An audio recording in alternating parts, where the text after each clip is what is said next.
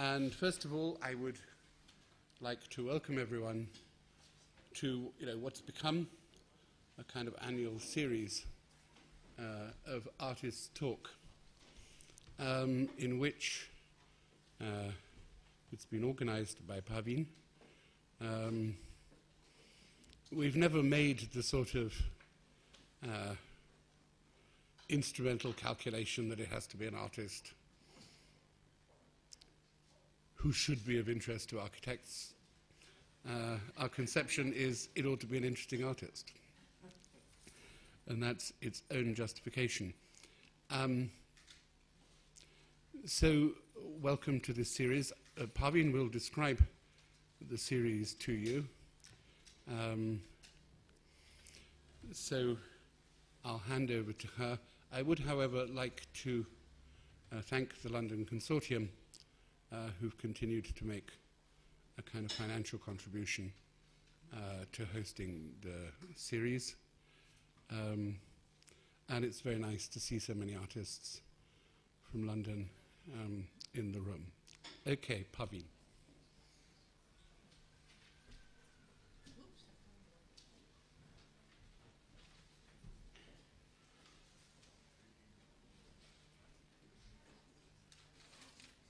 Before introducing you, Judith, let me just very briefly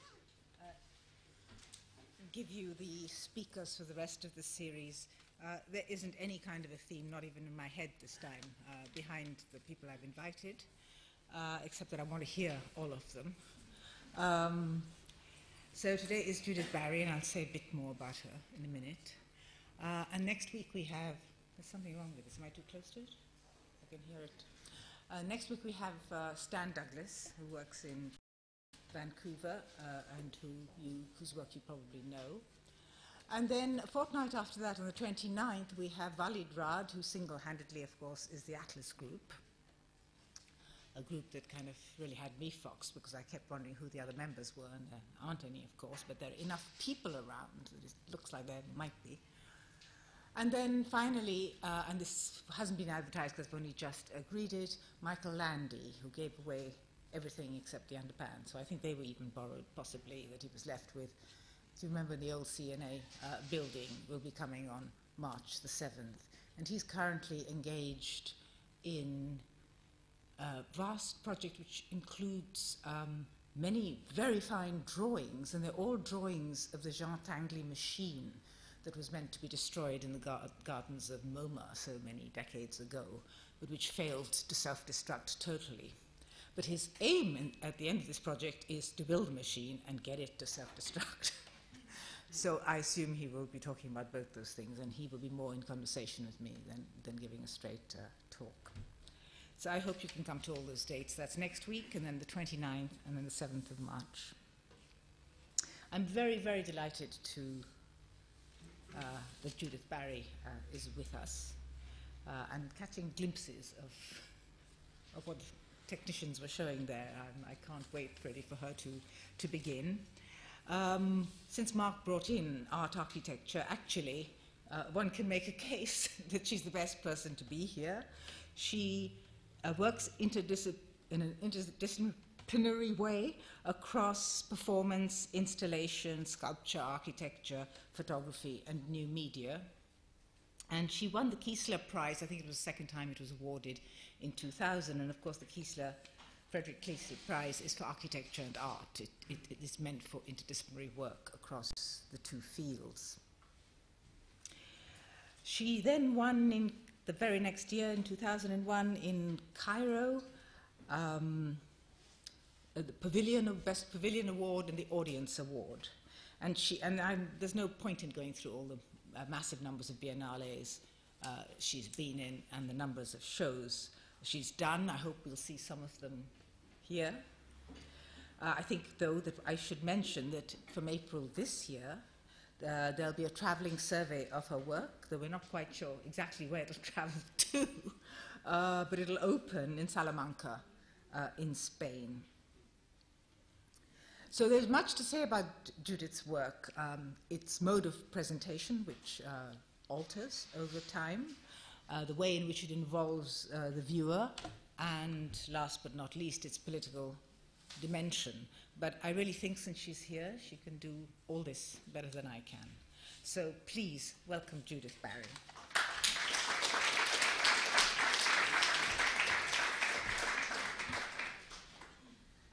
Thank you, Parveen and Mark, for inviting me, and it's very nice to be here.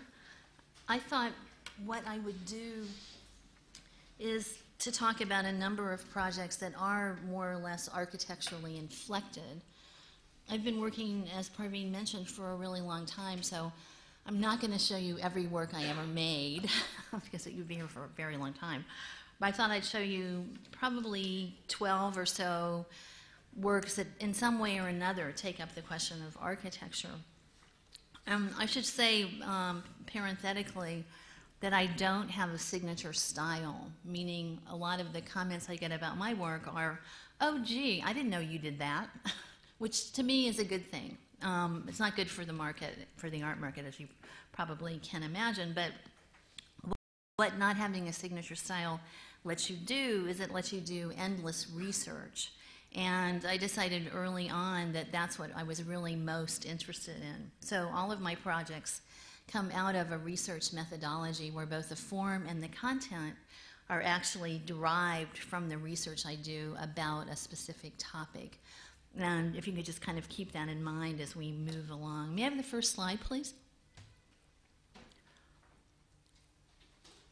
I started, well, first of all, I started in architecture, and I was one of the only girls in architecture.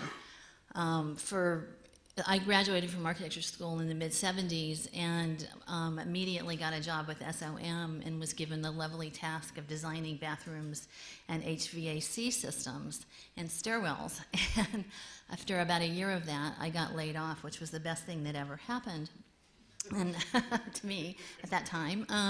And this is California, San Francisco in the late 70s. And I decided I would try to go back to school and play around with maybe being an artist or maybe doing a PhD program, which I did. And so I was taking classes at the San Francisco Art Institute in art, and then I was in a PhD program at UC California at Berkeley with a man named Bertrand Oakes in the rhetoric department, and that happened to be the conduit through which a lot of what became known as postmodernism in art and then later in architecture, a lot of those people passed through. And so at Berkeley, we had people like Derrida and Foucault and Gayatri Spivak and many, many, many, many others. And it was a tremendously interesting, generative moment. While I was at the Art Institute, I was playing around with some of the things I was studying at Berkeley, especially questions about women and representation. And this is the second wave of feminism, which is sometimes called academic feminism, but it's a kind of feminism that takes umbrage with the notion that the body is defined biologically. In other words, the body is destiny, and looked at the body, especially the body of the woman, as being gendered in and through language. And this is a piece that I did in 1978. It's sort of my first public performance. Well, no, that's not true, but it was my first performance that I was happy with, where I built out a room that you see here with slide projections behind, recounting the stories of many, many, many women in narrative fragments, and then I performed in front of it, finally pulling a curtain in the ceiling and 2,000 pounds of silica sand poured over me. Can I have the next slide, please? So that was that project, and that led to many other performance projects using media. And I should also mention that at this time in the art world, there really wasn't much understanding or interest in the art world in popular culture. Now artists use popular culture just as another tool or another raw material.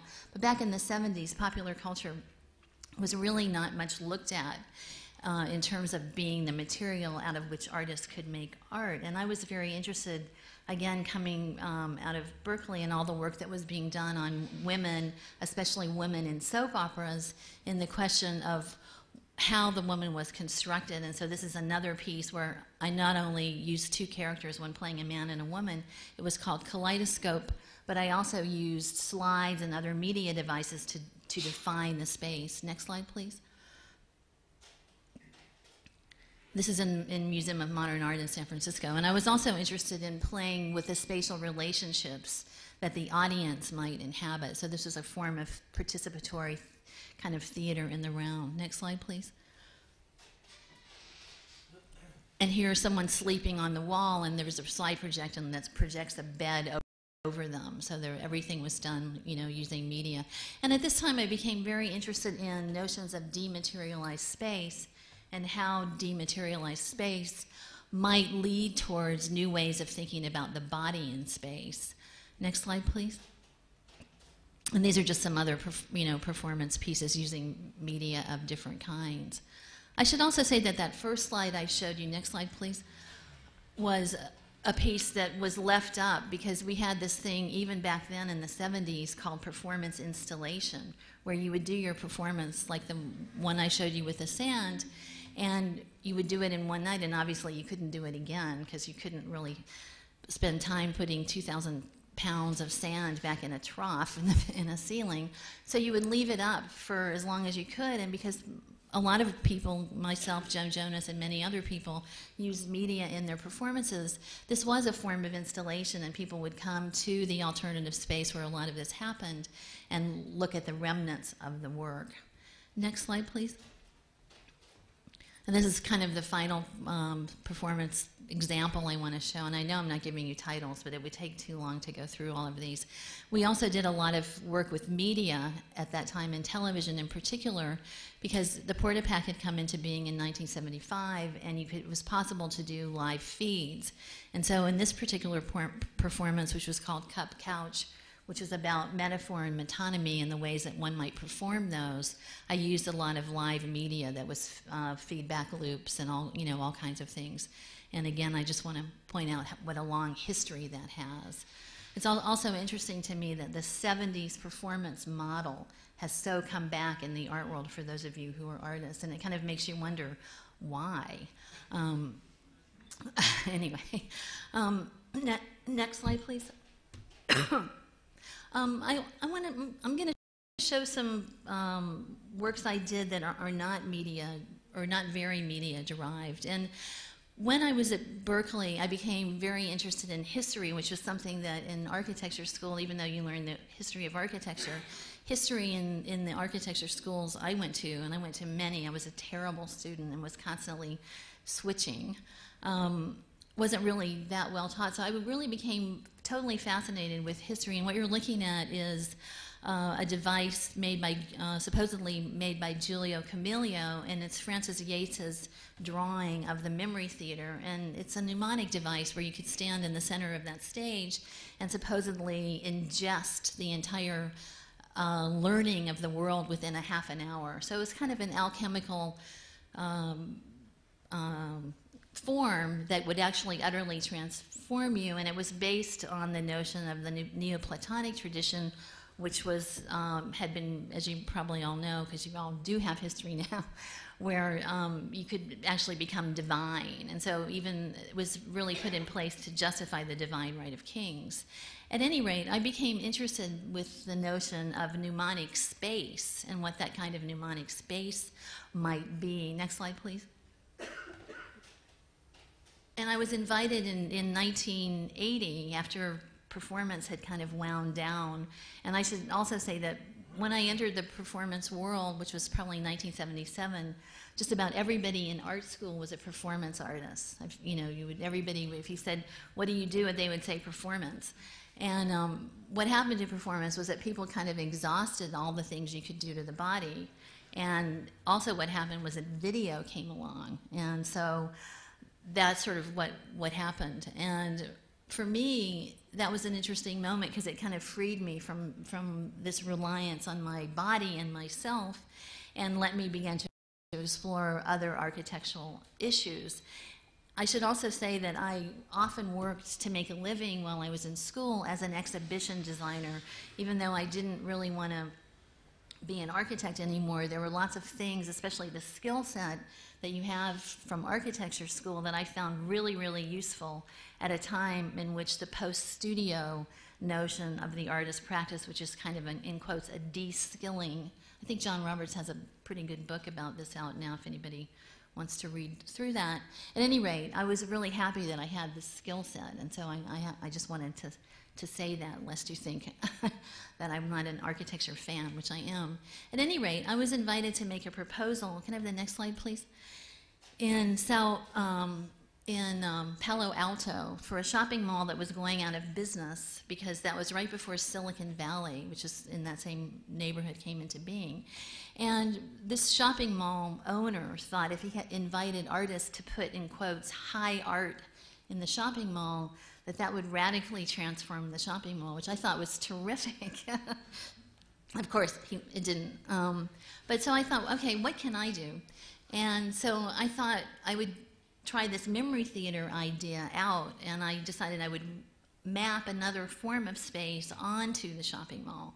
And I called this Display Museum of Signs, and at the time my two architecture heroes were Denise Scott Brown and Robert Venturi, as well as Aldo Rossi, and I was kind of trying to put them together in my mind. And so if you know that history, you can kind of see all the many things I borrowed from both of them when you look at this. But I was going to have a new sign, and then I was going to have in the picture windows a number of changing exhibitions in slide or video form. Next slide, please.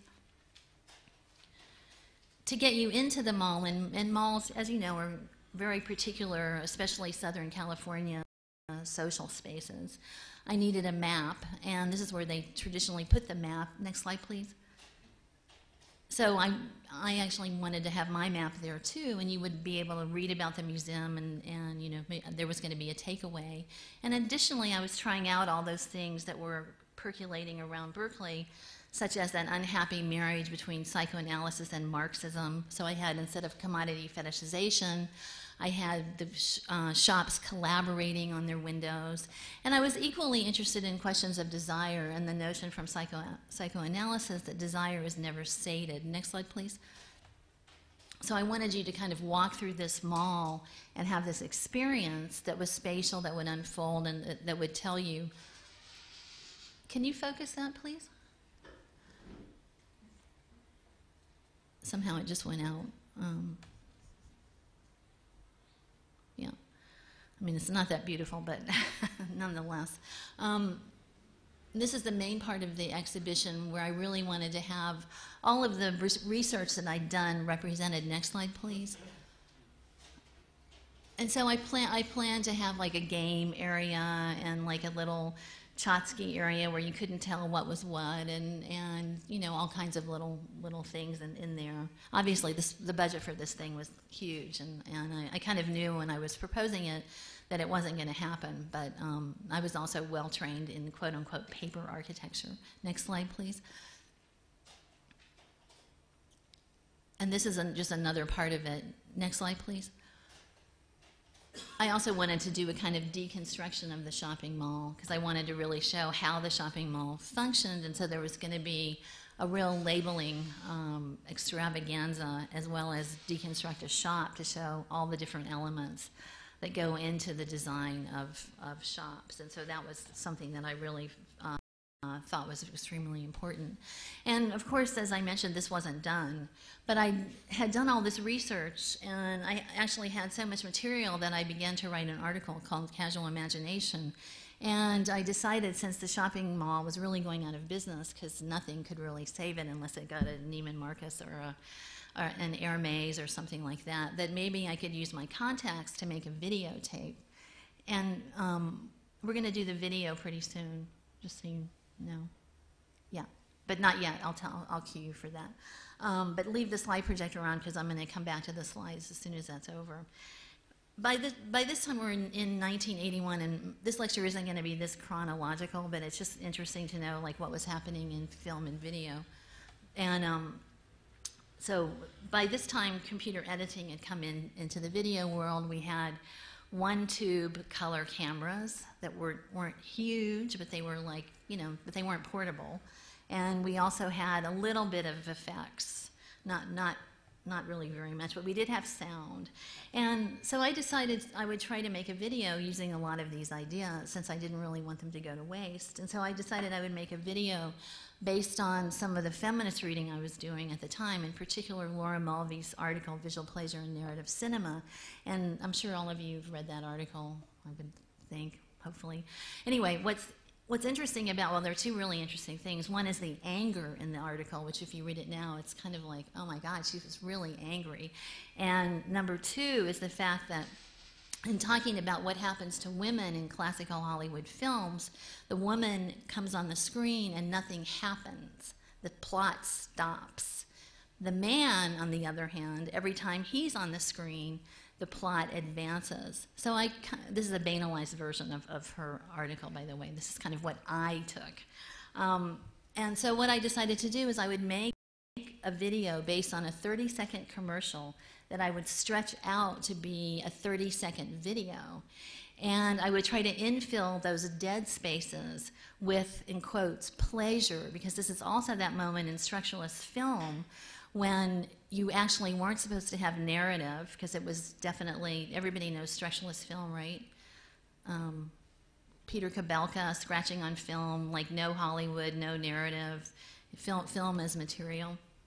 At any rate, so you weren't supposed to have pleasure because visual pleasure was bad. And so I wanted to play right on that knife edge of like pleasure, non-pleasure. The woman's look advances the plot, which is what happens with the woman protagonist I used. But also I wanted you to be bored. I thought boredom was a really good thing. And so I'm just going to show you probably 5 minutes of this film and you'll get the idea. I also saw the character as going back to Walter Benjamin's notion of the flaneur, but I wanted to make a female flaneuse. So anyway, you can play the first video. And just remember, it was made in 1980, so long, long ago.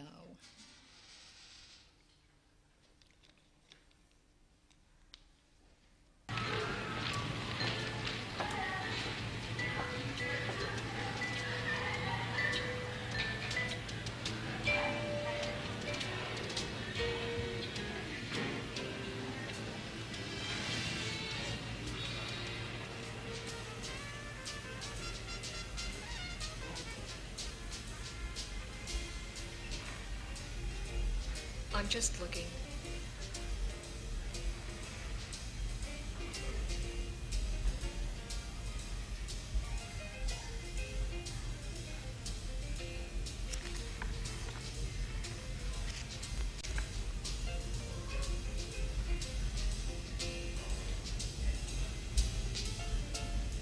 Just looking.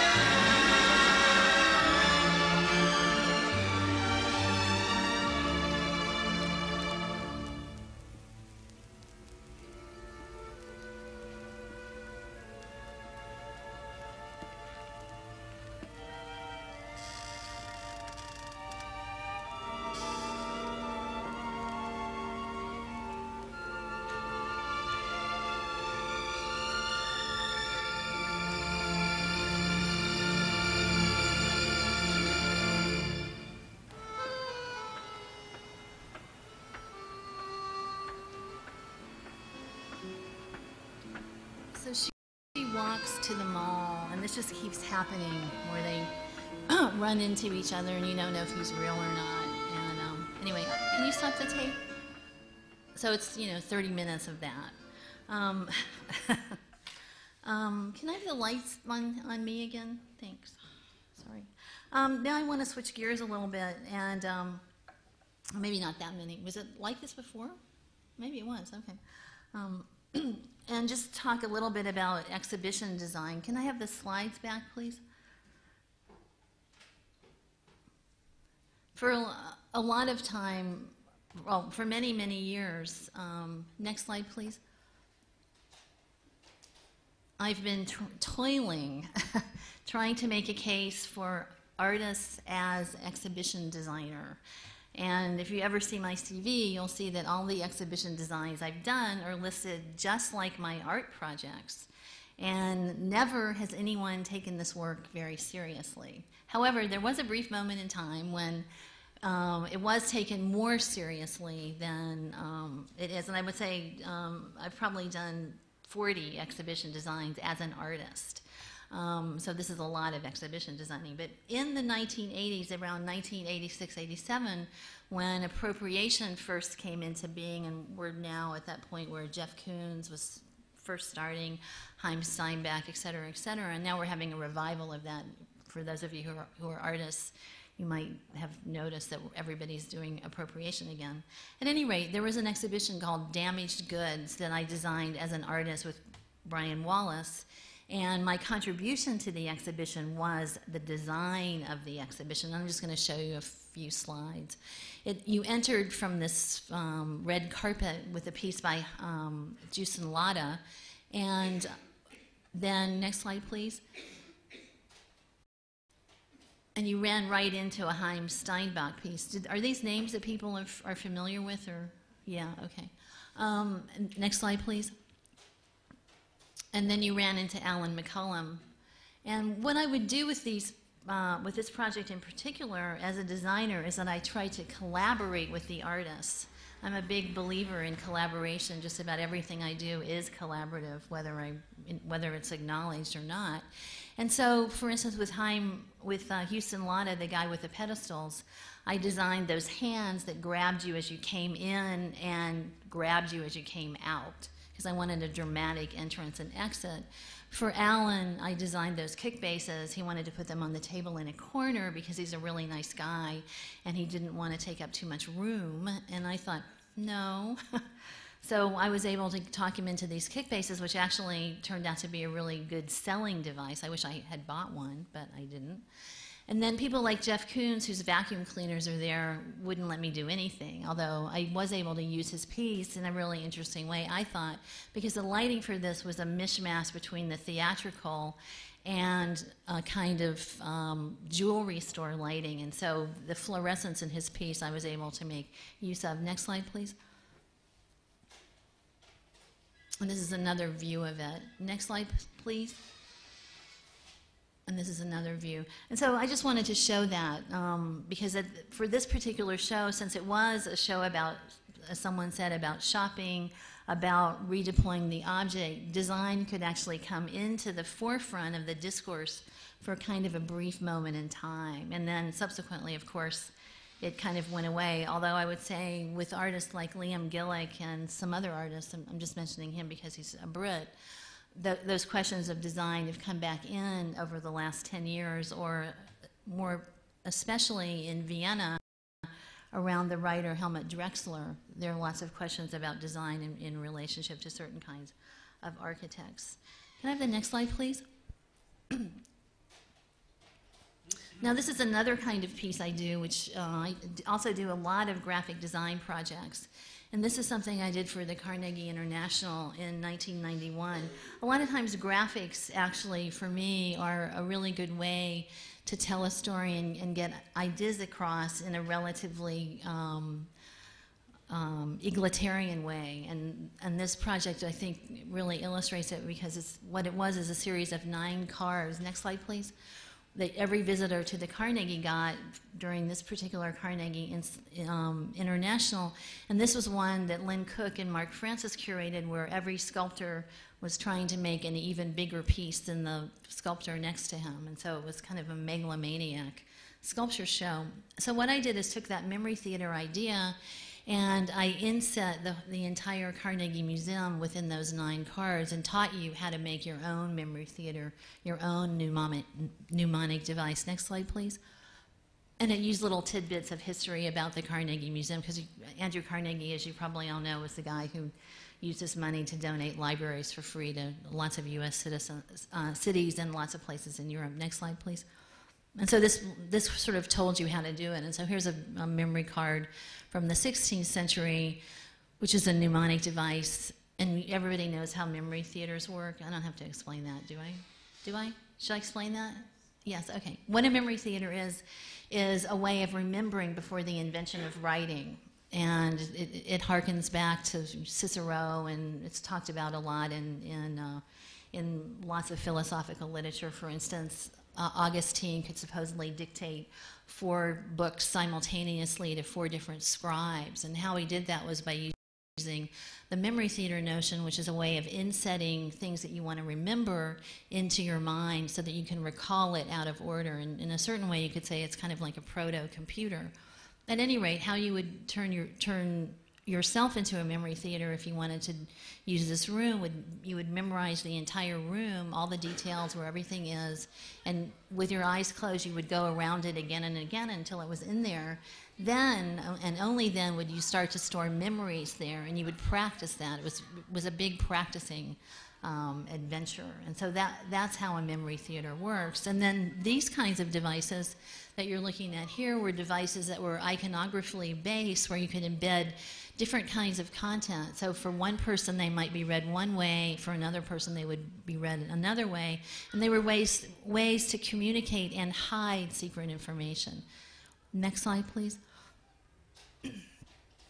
So for the Carnegie, I made one of these devices, and I embedded certain kinds of information in it. And then there were different stations in the Carnegie Museum where you could go around and learn to do this. So ideally, you could make for yourself the biggest installation of them all in your mind. Next slide, please. No, I think that's it. Oh, and then I wanted to talk about this piece. So that's one way of, the memory theater idea is one way of spatialization. But this is a project that I think Brian saw, because I think you wrote about it, Brian.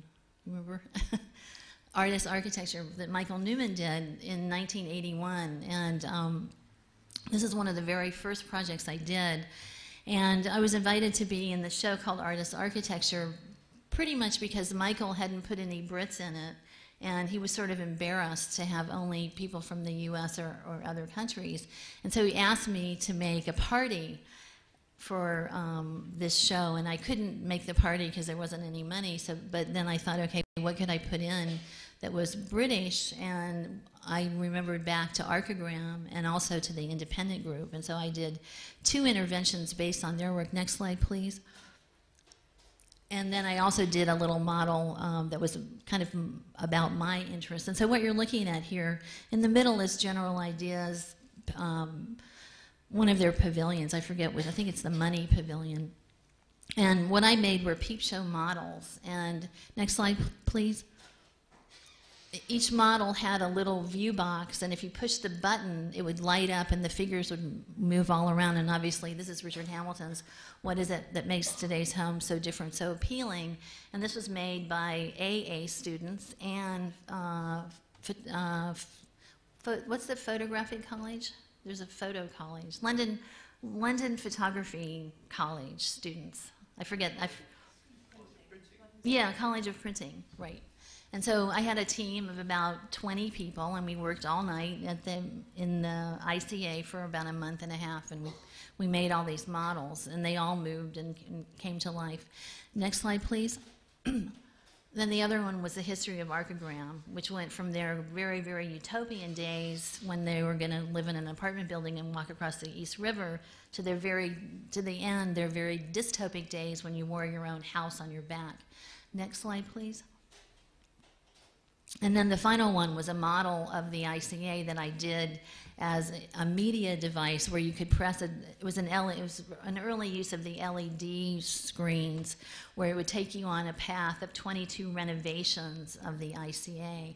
And this piece actually, it doesn't look like very much, but for me it was a very important piece because it rid me of the notion of ever making architecture decisions based on what something looked like. And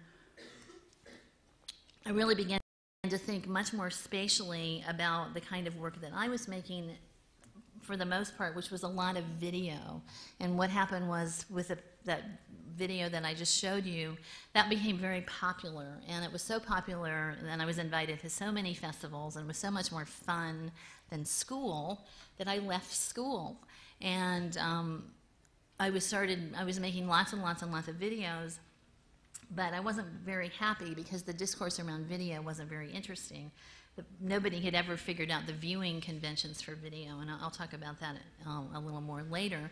So I began to start to think around 1982, okay, how can I combine my interest in architecture, my interest in popular culture and theory, and my interest in what we can do in space and film theory? How can I make that into something and be in the art world? Because it seemed like the people in the art world were now in the kind of boiling 80s, like people like David Sally and Julian Schnabel, and you know, all those people were having a great time, and I felt like I wasn't.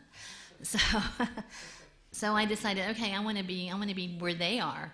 So I began proposing installations to people, and at the time, media installations were kind of an anathema. People really were like, huh, you want to do what? So it took me 3 years, even though I'd had lots of shows and, you know, been in museums and blah, blah, but nobody would do one. Can you put in the second videotape, please? So I finally talked Valerie Smith at Artist Space into doing one, and this one is called In the Shadow of the City, Vampira, and it's very, very simple. It's 2 slides continuously projecting over a screen that bisects a room. It's a room usually about this big, and the screen is about 5 meters by 2.5 meters tall, so it's, you know, quite big. And what happens is that you walk around it continuously.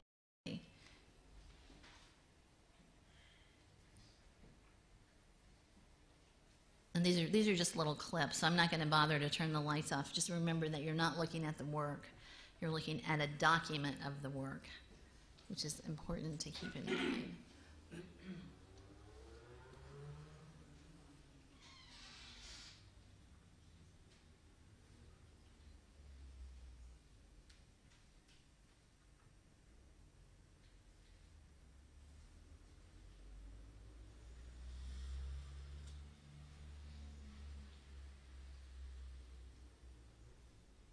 We had to change the color for the other. NTSC and PAL don't talk to each other very well, so.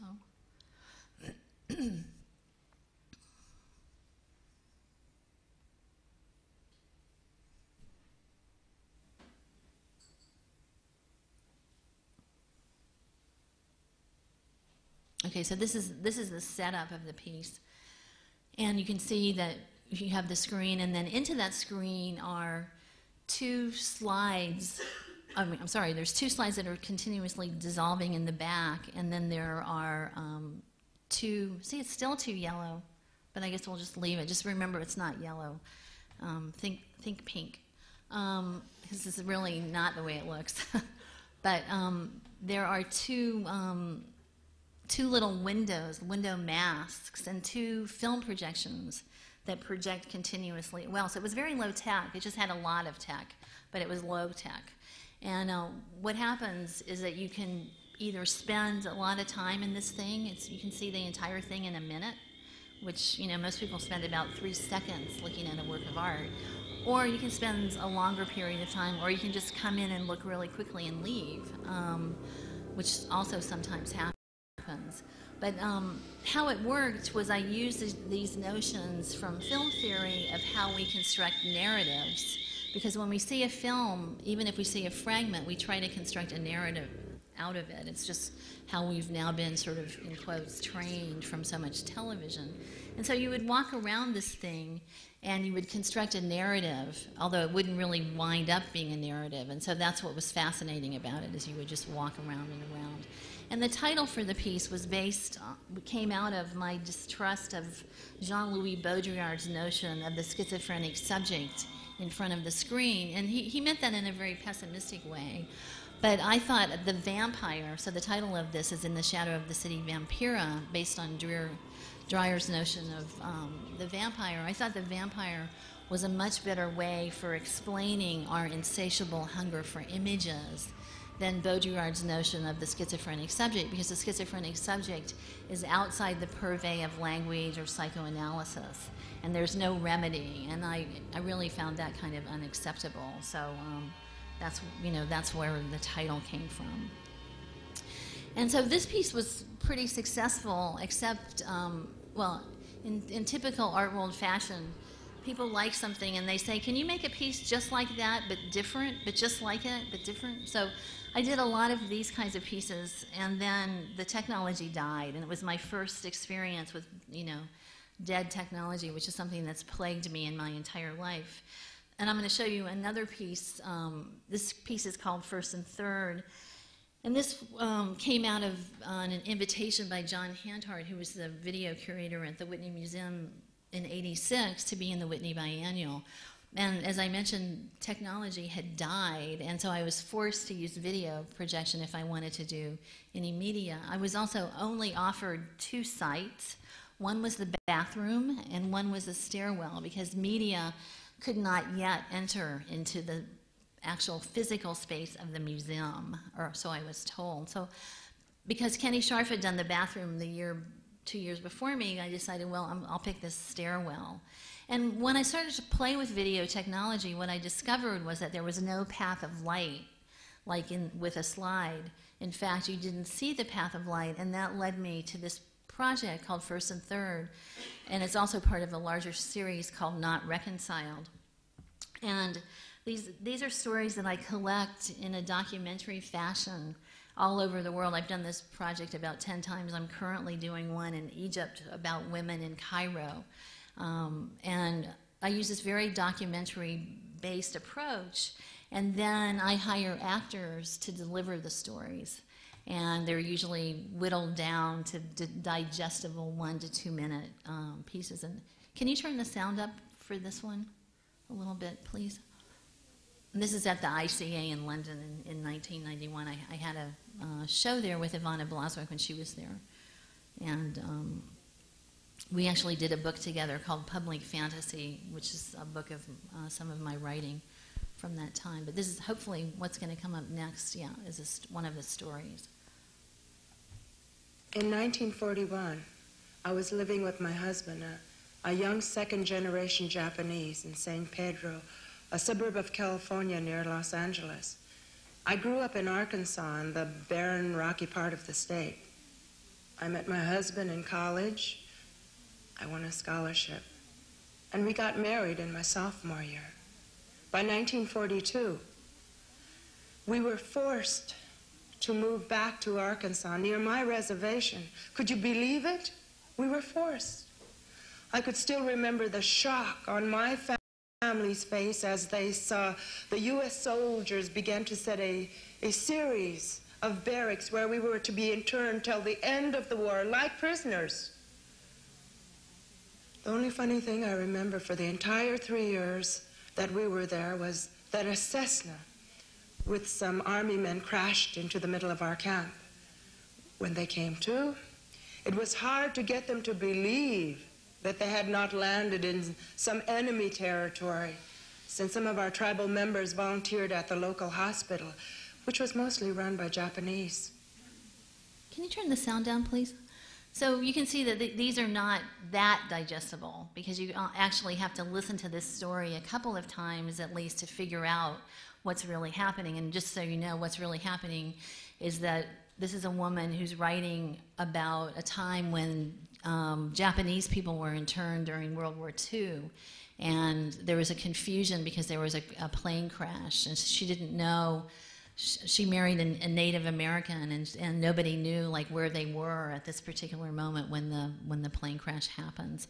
I was invited to do this, another version of this called In Other Words, at the Hammersmith tube stop during the time they were gentrifying in 1991.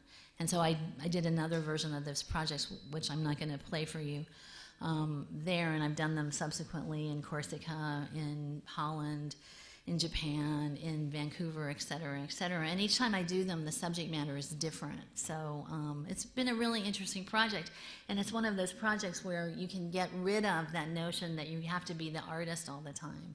Because really the projects come out of community groups and an interest on the part of various people in their own histories. And so you as an artist are more like a facilitator and less like the auteur, which is usually what the art world demands. You can stop that tape, please. So I want to talk just a little bit about MTV. I know that's a bad segue, but I thought I should just go right there. Because actually the space that television makes is also an interesting space. And it's remember, I think I said this at the beginning of my talk, or I meant to if I didn't. For me, architecture really does represent lived social relations. And I have to say that leitmotif is something that has been fairly constant in my practice. And during the 1980s, when MTV was coming into existence, it was really a very interesting moment, because it was a moment when a major corporation, well, what was going to become a major corporation, didn't know what it wanted to do. And they employed a lot of artists, including me. And so we were, charged with inventing advertising, essentially, when they didn't have advertising on MTV. We're talking 1981. And so we played a lot with, like, what could television be, what could short films be, and so forth and so on. And I'm not going to show you, I have a whole reel of that stuff, but I am going to show you just one very short piece. Can you put in the tape number 3, please? This is a 10-second film, which I really like. I like short things.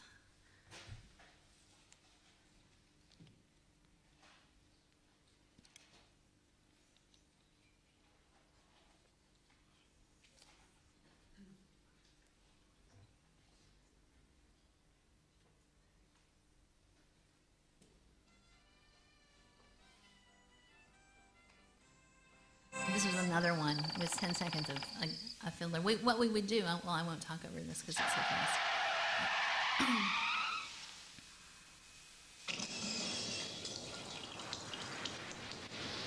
As I stepped from the shower, a chorus of Greek women blew dry my hair. That's it. This is my homage to Chantal Ackerman's Jean Dielman.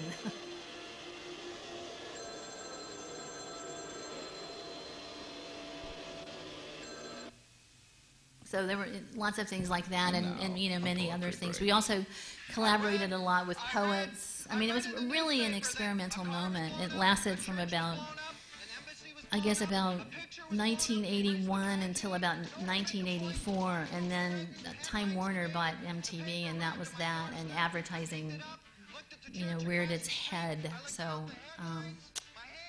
it all went away. But this is a project that I did with a poet, and so he was reading his poetry, and then the tag of it is the MTV logo. Anyway, you can stop that tape. For some reason, this turned pink, just like film does. I have no idea why. Anyway, so now we're going to just jump through a bunch of different projects. Can you put in the next tape, please? And I'm going to go back to this theme of architecturally inflected work.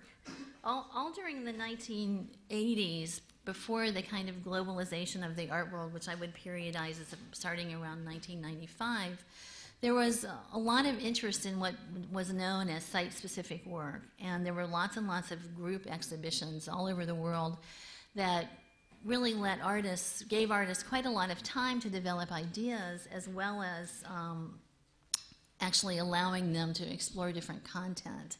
And I'm going to show you 3 pieces on this clip tape, because from that time, from like from the and 1988, I think, yeah, 1988 till about 1991. And this one was called Adam's Wish. And the invitation was for the celebration of the World Financial Center designed by Cesar Pele in Manhattan. And my project was to propose a little animation, a little, 2-minute animation that you would see as you walked or took the escalator up the stairs. Unfortunately, despite the fact that they promised me a big projector, in the end I didn't get one, so I had to make a little model. You're looking at the model installed in another place. But the piece really came out of a desire to really look at something that I found lacking in corporate public space. And for us in the States, and I don't know if it's true for you here, corporate public space is something that developers sell to the city in exchange for the air rights to build taller buildings. And so corporate public space isn't really public space at all. And I was very struck with the fact that in this corporate public space, so-called free and open to everyone, there wasn't very much corporate iconography that was visible. And I found that actually very strange. It seemed kind of dishonest. And so that's sort of where the piece comes from. And it basically is about a worker who's bored in the World Financial Center, and he yawns, and as he yawns, he flies into space. And it's just a little, done on the weekend in a production facility animation. And at the time, this was something that animation was just kind of coming into being in broad use. We had digital video effects were available, which is what this is like flat art that I animated. And then I had a live actor, and I shot him green screen. And this is the Trump Tower, by the way. And he falls through all these spaces and can't really find anywhere to go. That's City Hall, which in 1988 was a homeless park.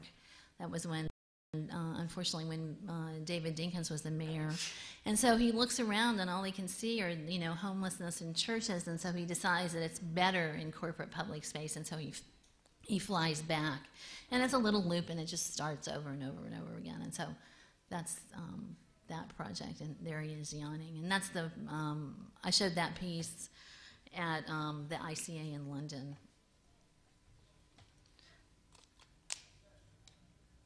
The next project is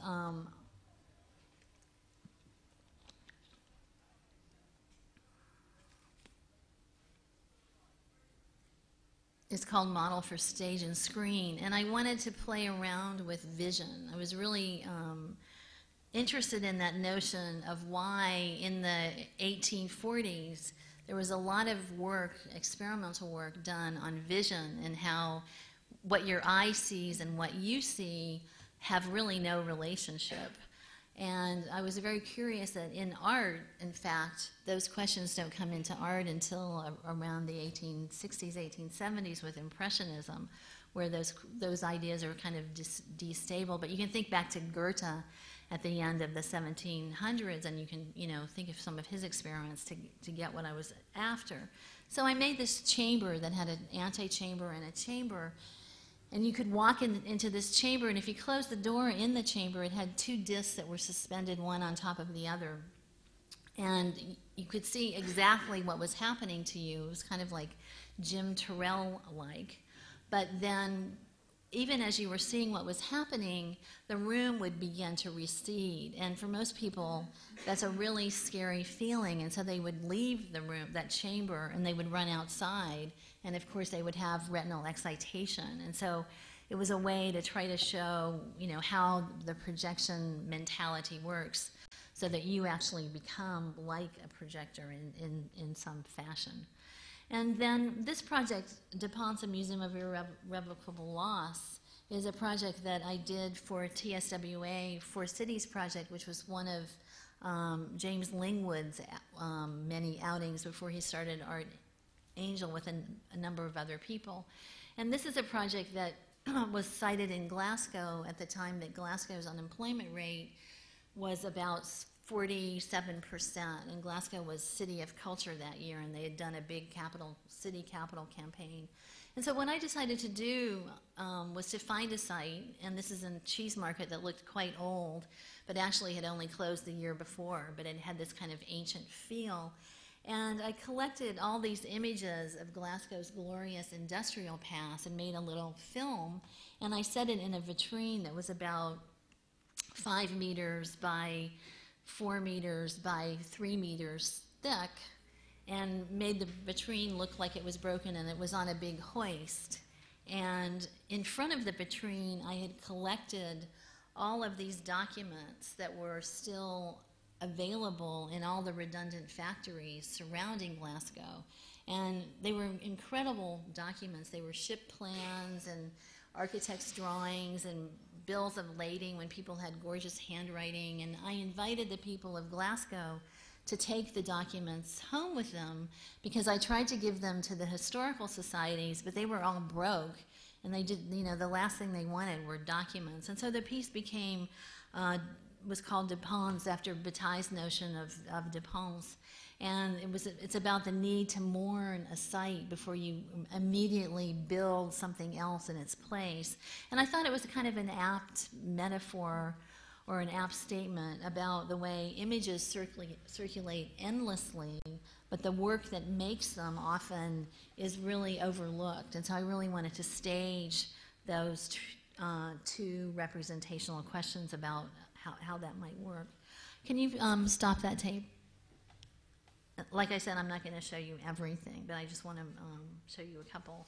Can you put in tape 5? This is another project done for City of Culture. This was done in Antwerp in 1993. And it's a project that was really brought into being because of White Room in Brussels, which was an early conceptual art gallery. And in particular, the Muka in Antwerp was started because someone donated a piece of Gordon Matta Clark's to the Muka, and it's an exploded ceiling. And so the title of the show was on translating numerous and overlapping discourse into disparate spaces, and what that was this exploded ceiling. So I thought it would be interesting. I'm sorry these tapes are a little jumpy. I thought it would be interesting to take that notion of the exploded ceiling, especially because the Muka building was brand new and it wasn't open yet, really. And so I made an exploded ceiling, but I made it out of fiber optics. And it was a big sound piece. You could sit on the floor and read through this glossary that I constructed about the history of Antwerp, and especially the history of kind of magic and alchemical things. And what would happen as you read the glossary, which is what those people are doing, is that can you turn on the sound a little bit just so they can hear the sound? Is that if you talked while you were reading the glossary, it would capture your voice, and through a very primitive voice coder box, it would send your voice back to you. So you had this kind of uncanny feeling of hearing yourself almost talking or thinking out loud, meanwhile, as it told you a variety of stories. And it's kind of difficult to document. I showed this recently at the ZKM, and it was very interesting to see how the technology had really made this a lot easier than it was in 1993. You can do a lot more now. But anyway, can you stop that tape, please? So that's that piece. But I really was trying to tie magic and the notion of the voice together very particularly, and that led me to this other piece. Can you put in video number 6? That led me, a few years later, I was invited to be in a show on the voice, and the question in that show was, how can you visualize the voice? And so I began to think about all the things that happen to you when you speak, because for most of us, when we speak, we don't think and then speak. We speak, or we don't think singing and then sing, or we're possessed by a sound all of a sudden, and we find ourselves humming a little ditty, et cetera, et cetera. So this is just the lead into it, so it won't be quite so jumpy, I hope. These are some of the other people that were in the show, and the show was called Voices. So I decided I needed people to represent how we're possessed by the voice on one side of a room, and this is the installation. On one side of the room, you have people that are representing how you can be possessed by the voice. And then on the other side of the room, I needed someone listening. In fact, someone who's driven crazy. And so I made a room that I bisected with a screen, and I hid a little curtain in it so you could actually pass behind the screen from one side to the other and discover these two sides as you came to terms with a voice. And the piece is called Voice Off. And then in just a minute, it'll switch to the other side. So they're not going through the screens. They're just going from one room to the other. But there actually is a kind of hidden screen deep within that. And this piece made use of a lot of computer technology.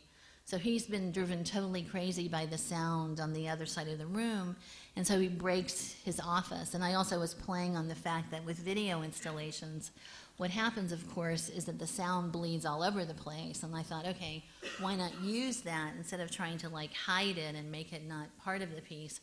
Why not just let that be part of the piece? So when he breaks through to the other side, of course, the women or all the people that he's been hearing are gone, and he starts to hear his own thoughts and his own sounds. And so you don't really know whether he was crazy or if it was real or any of those things. And so that's kind of how that piece works. So now we're done with the video portion of the piece. And it's actually in sync. It's about 15 minutes long. I'm just going to show, what time is it? Does anybody know? Because I can't see the clock. Oh, 20. Oh, it's getting late. Okay, I'll just show two really quick pieces. Can I have the first DVD? This is a piece called The Work of the Forest, and it's a panorama that I did in relationship to an exhibition about Art Nouveau in Brussels, and I was invited to do an intervention. And I should also mention that I didn't really talk about this very much, but I consider a lot of this work political, but not in a kind of in-your-face way, but with an underlying sense of politics.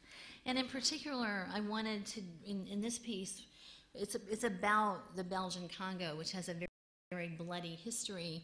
Nonetheless, if you look at the Art Nouveau in Brussels, you'll see that a lot of it is totally preserved. And so I really wanted to contrast the fact that you have all this gorgeous housing with a very, very, very bloody history. And as I did my research, I think there's something wrong with that cable because we're getting some noise. But just remember you're looking at documentation. As I did my research, I also found that the Art Nouveau architects knew a great deal about a lot of the artifacts coming from Africa, from the Belgian Congo. In 1896, when they began to design a big exhibition on the Belgian Congo to sell the Belgian Congo to the Belgian people, where lots of, in quotes, natives came and lived kind of in situ. At that time, there were over 2,000 artifacts already in the collection of what became the Tervuren Museum. And so the thesis in the piece is basically that there was a great deal of exchange of information happening around what these artifacts were, how one was using them. And yet, this is also the time when this piece was done, which is in 1991. It's the time of the Congo Civil War. And so it was actually it was seen as a very political piece because people were unsure or uncertain of what side was I on. Was I arguing that the artifacts in the Tervuren Museum, for example, there's like 50,000 of them, was I arguing that they should be returned to the Belgian Congo? It was still the Belgian Congo. Oh, I'm sorry, it was still Zaire at that time. Or was I saying something else? And in fact, I was saying something else. And so the piece became extremely controversial. It also was controversial because the way African history and contemporary art history goes, the notion is that only Picasso saw African masks at the Museum of Man, and that's what introduced African art into the consciousness of the West, meaning Europe. And so what I had written, because I made a catalog for this, became very, very, very controversial. And so what this is a panorama. And I decided to use a panorama because I wanted to focus on the interiority that was so much a part of the 19th century tradition, and that was my reading of Art Nouveau architecture with all of that stuff that comes out of the walls. It's not the clean white room. It's not really a utopian space. It's a space, in fact, in which you dissolve into that space. And so I found the panorama a very useful way of telescoping what that interiority was like at that particular moment. And so it was 3 screens that you could see from a variety of perspectives. One from above, which the Foundation for Architecture has as a viewing area, and then one from inside where the panorama runs out of the control of your vision, and then finally one from outside where you could hear several different versions of this history. And so that's sort of how the piece worked. And then the last thing I want to show you, only because, can you stop that please? And put in the last one. It's 1 minute and 24 seconds. And like everybody, I'm sure all of you, or if you're working in media, are working in 3D. And so I just wanted to show you a 3D project, because I've started to take some of my video installations and put them into 3D model form, and I just thought I'd show this one. It's not, this is a rough draft, and that noise is a cable problem. But this was done in Maya, you know, really simply, and I just took an older installation. This is called The Terror and the Possibility of the Things Not Seen, and the compositing work was done in Inferno. And I'm sorry about the noise, because you can't really see the piece very well, but it's about the landscape and the geography that separates San Diego from Tijuana, which is a border region. And so for the piece, I used water wipes on the San Diego side because they basically stole all the water from Mexico. And then on the Tijuana side, I used dust wipes, and this area is the Maquiladora section, which is where a lot of multinational corporations have put their factories. And you could see there that there's no water. And then this is the TJ side. And again, I didn't really take a position like TJ being better than San Diego or vice versa. I simply wanted to show the differences between the two places, because they both have a lot to recommend them, such as the gorgeous landscape of the TJ coast, which is kind of still in places a little bit like that. So I think I'll just end there. And this is the San Diego side. This was made in 1997. And when it's installed, it's 5 video projections. And it's about 5 meters by 2.5 meters tall on a side. So you can stop that, and I'm done.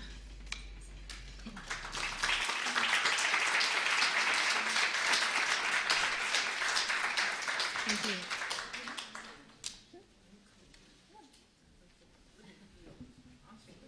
Oh, I thought I was done. Are there any questions? Sorry.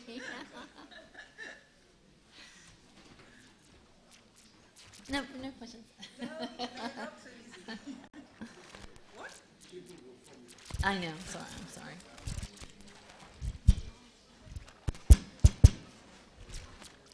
I'll say something. I meant to pick up on what I said about viewing conventions, and you know, one of the funny things walking around right now, I went to the Hayward to see the Laughing Show. I don't know if you've seen that, but. And I was really struck with how every single channel piece now is an installation. And I kind of want to write single channel video on the wall labels, because when I was coming up, when I was in this video ghetto, everything was single channel video, and it was on a television set. Or if it was on TV, it was on TV in the middle of the night. Or if you were lucky enough to be in a museum, your work was next to the bathroom or in the eating area, so nobody could actually watch it. And now, because artists call them installations, it kind of forces the museum to adjust the spatial conventions to the work of an artist. So, you know, I applaud that. I just wanted to mention that. Yeah. I think you said earlier on that maybe you might say something about the conditions for watching video. Mm-hmm. Because, you know, I think that's... I've never seen anyone kind of really write a history of that. Yeah. Yeah. Because it was very strange. I mean, like certainly in terms of the UK, if you went to something like the Edinburgh Film Festival in the early 70s, then kind of some early video was being shown under the umbrella then of like a film festival. I don't think people who were making experimental film kind of had a great deal of time for it, and you already heard a certain kind of experimental film kind of auteur about this new stuff. And then suddenly you kind of look around and you start seeing kind of video installation in galleries with that kind of strange, kind of unintended, unthought conditions of viewing it, which oddly enough is always staged. You just go into a kind of darkened, temporary space, stumble into someone else who's trying to walk out. And there aren't really any kind of institutional, sort of almost like signs as to, is it a good idea if you watch all this? I mean, if you went in at the beginning, I mean, it's become this strange kind of ambient, kind of half attention, half non-attention. Right, right. And I think it's very kind of strange how it's there in the galleries and it's oddly not there. Yeah, well, it kind of disappears sometimes. I mean, I think the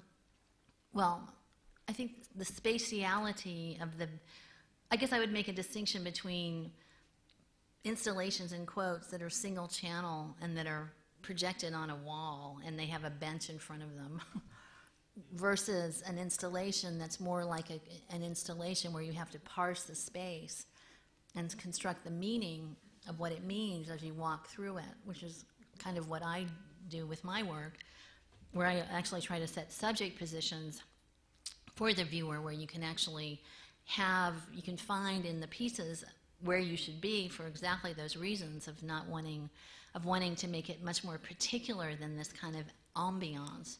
But I think because I think film and video people often don't know a language of architecture, and unfortunately they often, coming out of the art world, also don't know the language of cinema, which is a very particular language, and the absence of those of the lack of knowledge of those two languages often leads to some very, I think, underwhelmingly uninteresting work.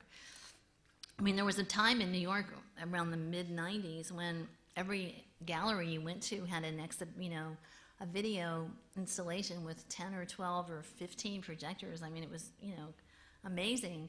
But yet there was no there, and I think it kind of killed video installation, at least somewhat in the States. So now it's rather rare to walk around. I mean, painting is back, and lo and behold, there are lots of, in quotes, older women painters that are actually being shown in major galleries in New York. Why? Because it takes a long time to be good.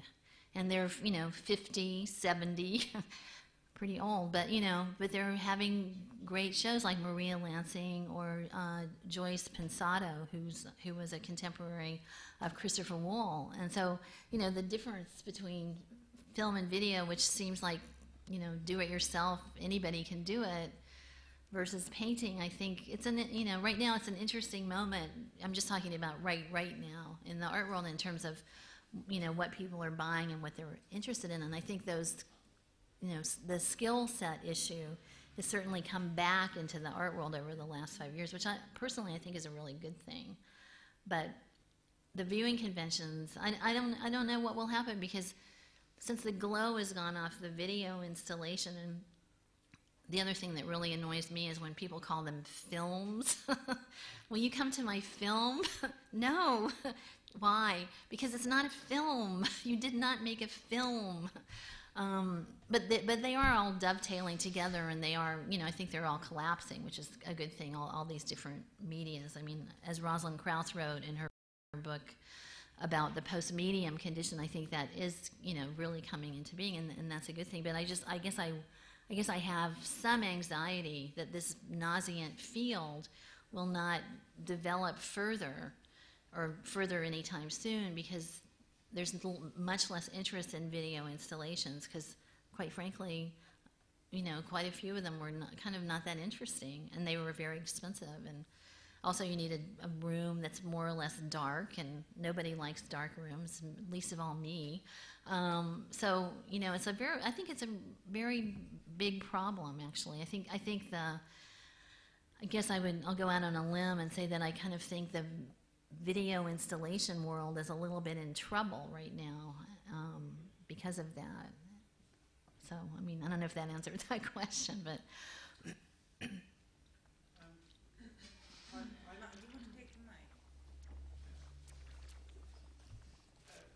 seems to me that you seem to have two polarities, or two ends from which you approach your works. One is very much what we've just been talking about, what Mark just asked about the construction of viewing position and where it takes place and the conditions. But the other is something that I associate with the ZG magazine about 20 years ago, an absolute fascination with the image. Mm-hmm.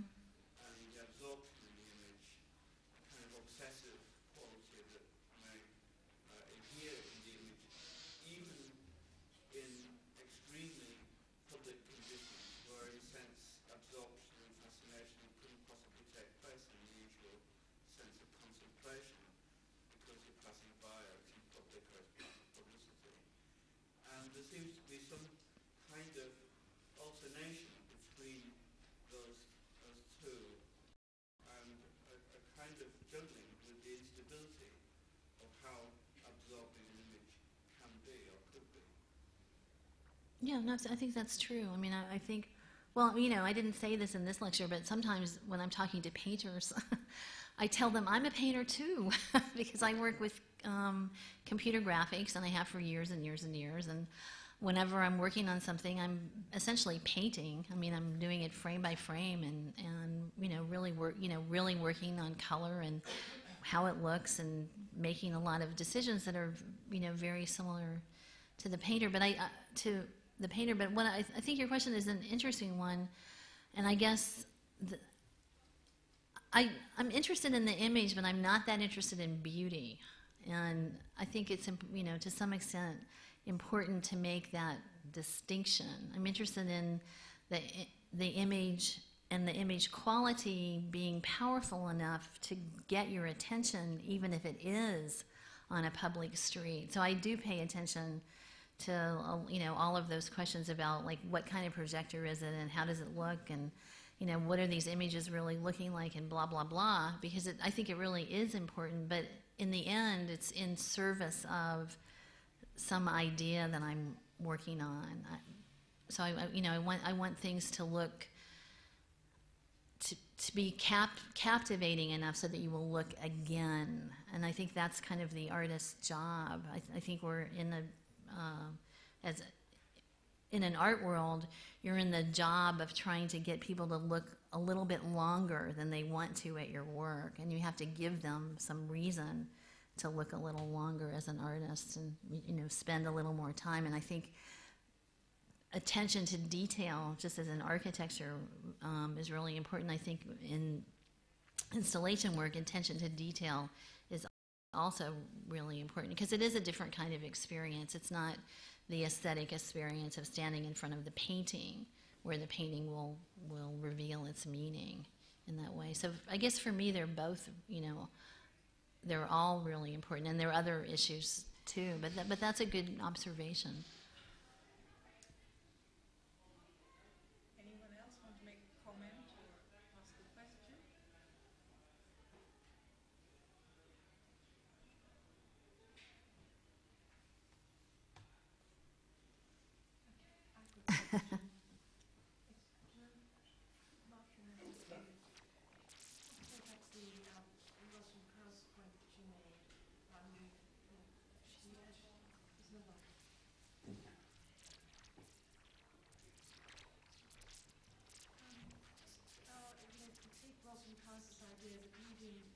is not material support, and it always points to something other than itself, in the post-medium condition, then I just wonder, what would you say in your medium, if you look across the trajectory of your practice, and you look at what insists and keeps coming back across the different material supports, if medium is this phenomenological trajectory, what would you say your medium is?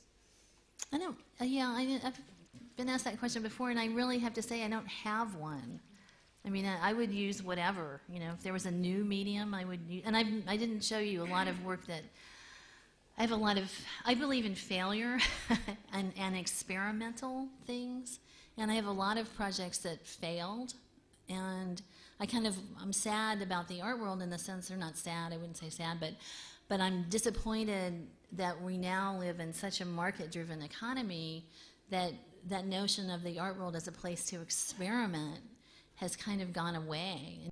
And you don't even go out expecting to see experiments, at least I think New York is probably, I don't know, London's probably as bad as New York. It's just so market-driven. So, but I think my work, I hope my work comes across as idea-driven, but then like a lot of people, you have certain things that you like to do, and as Brian was pointing out, I love to make moving images. I love to play with new technology. It's really fun, it's like, oh, this is something to do, and, and if I can, I will. And so I think that's kind of how I see my own practice. And I do think that all the differences between mediums, like the difference between video and film, now that everything is kind of trickled down through the computer into one thing, those differences are less apparent. And another thing that killed single-channel video, which Mark sort of touched on when he talked about the Edinburgh Film Festival, is as video people, especially video people in the late 70s and early 80s who came out of film theory, we all thought, oh, good, we're going to have our own critics, we're going to have our own writers, it's going to be this apparatus that will surround us. And in fact, nobody ever wrote on video. Like, it was like an anathema, and people just couldn't have cared less about, a few people did, like in New York, Jim Hoberman did, but very, very few people wrote on it. And so I think that kind of made video go away. So I've kind of, as an artist, I've sort of jumped around, and I'm claimed by a number of groups. I'm claimed as a feminist and a performance artist. Then I was a video person. Then I was an installation person, institutional critique, appropriation. Lots of. So I think that. Again, if you're not that interested in making the object that the collector buys, then you have to kind of jump around into these different areas. I think I don't think I put the question clearly, or you didn't understand the question. If medium can't be reduced to material supports, and it's something else, the example that Russell Krauss uses in the case of Fouché. Mm-hmm. He makes paintings, he makes films, he makes books, but his medium can't be reduced to any of those material supports, and she says in his case, the medium would be something like the car. So that's what my question is. What do you think insists as a kind of consistency in your work despite the fact that you use different material supports? I would say that I like difficult problems. Like I notice in my later work, which you only saw, you saw, I guess later work would be 1997 on, like the last two pieces. Those are both difficult problems of representation. So I guess that I would say that is probably something that does drive me. And I look at a lot of painters who I also respect, like Gerhard Richter, and I look at I know his work, I know him and the work really well from years of looking and then, knowing him. And when I look at a Gerhard painting, I can see the painting problem, and it's really fun for me to unravel, oh, what was he doing there? Or, and to tie it back to art. But then I'm also interested in lots of new forms of technology, those things that are left out, the kinds of seepages and broken spaces and interstitial places where artists can stick themselves. Because I think we all know as popular culture has become more and more part of the art world, and certainly part of how people think about work, that strategies of representation are used up in a second, and so one has to constantly be trying to reinvent themselves if you want to stay alive. And so I guess, I don't know, I can't really answer your question very well. Is there anyone else who wants last word? You do. The last word. No, I mean, in a sense, it is still about the question of kind of medium. I mean, I understand that you say you don't want to have, or be in some sense, kind of circumscribed by a medium. You have like a problem, you have research, and you will use kind of, as it were, what comes to hand and what seems best suited to kind of achieve its representation. I have no problem with that. And of course, no one wants to kind of make an argument for what you might call a conservative notion of medium, which up to kind of Greenberg or something really just means the fine arts in their separation as well as their relation. I think there's one kind of question left over, which is, in a sense, from the 18th century up to Greenberg, one of the components of that argument was, in a sense, not that you wanted to construct a kind of fetish out of the idea of a medium, but how you wanted to say that in order to concentrate on form or a certain formalism, you needed not to mix stuff from different media. And it seems to me it's not that anyone would want to lay that down in any sense as a rule, but there was a certain kind of logic in, at least under the heading of formalism, of having to have some principle of what it's a formalism of, if you see what I mean. If it just becomes a kind of bricolage, then it seems to leave at least the point of view of criticism almost now condemned only to talk about content, oddly. Yeah, no, I think, that's a good point. I would agree with you. I mean, I think what's happened, too, is that because popular culture is now just another raw material for artists, I think that relationship between the differences between art and popular culture are much harder to talk about, and we don't, despite cultural studies, in my reading, which isn't, I don't get to read as much as I would like, but I haven't really been able to find anything that really is able to talk about the difference between art and popular culture in a way that's interesting. I can only just tell you anecdotally that in the 1980s with appropriation art, a lot of us had this notion that we were going to make a better popular culture. It was a very utopian idea that if we could somehow just use the theory that was so much a part of the art world then and bring everything to the surface, everything to the surface in a kind of psychoanalytic model, that suddenly we would make a better popular culture. And on a certain level, that did happen. Those ideas have kind of crossed over into the mainstream.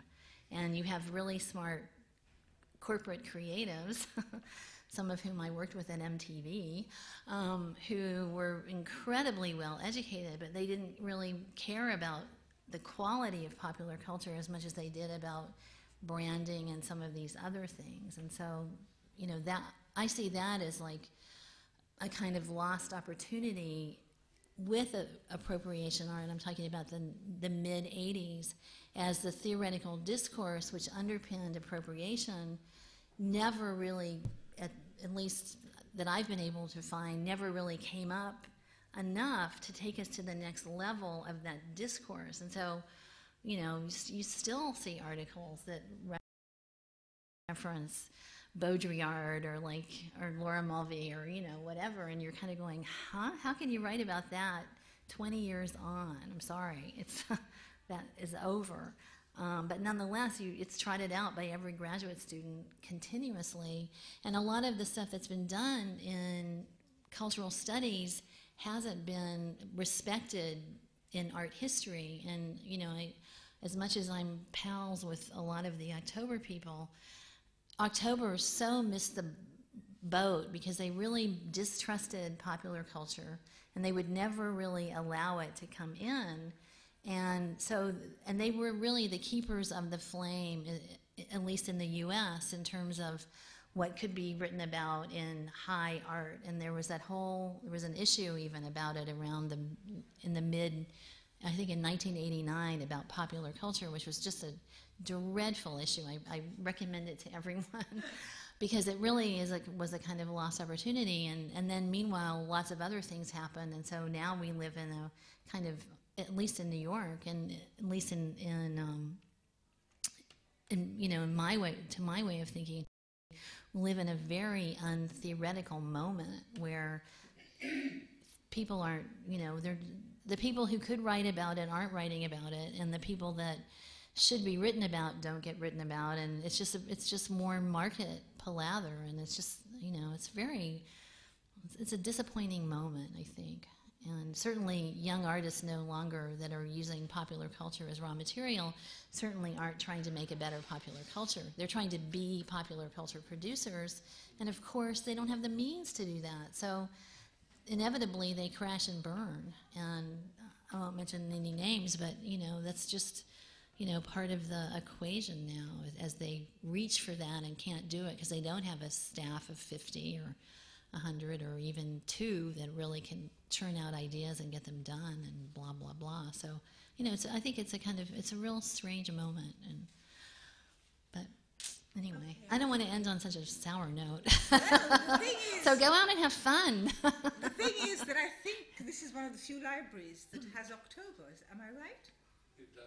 Oh, it's good. almost unavailable anywhere else, but they have it. So they good, can, you can read it. 1989. Yeah, I think it was 1989. I certainly, Yeah.